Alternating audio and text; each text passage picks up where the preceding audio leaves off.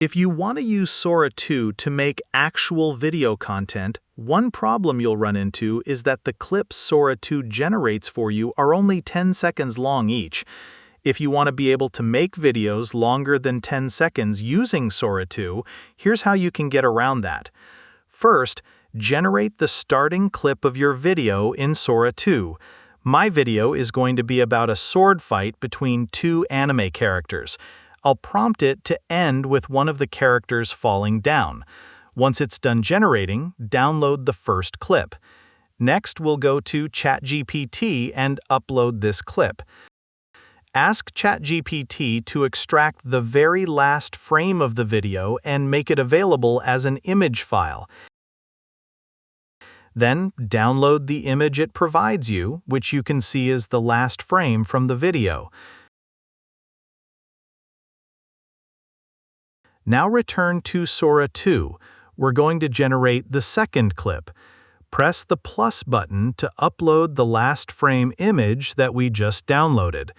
Now provide a prompt for what you want happening next in your video, but make sure the prompt starts by describing how the first clip ended. In my example, the first clip ended with one of the characters on the ground, so my prompt for this second clip will be that the fallen warrior gets back to his feet quickly and resumes the sword fight. And here's the second clip Sora generated. Now let's combine these clips back to back in a single video, which you can do in any video editor. Here's what the single video looks like, now 20 seconds long.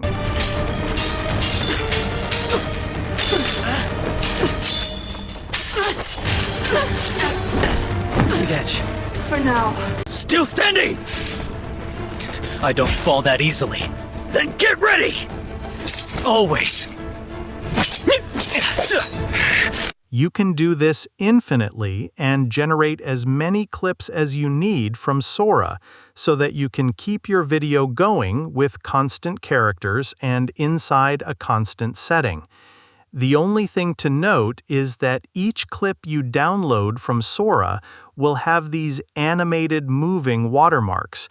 You can watch my previous video about how to remove these watermarks from every clip, so that your completed stitched video of all of these clips will have no Sora watermarks left.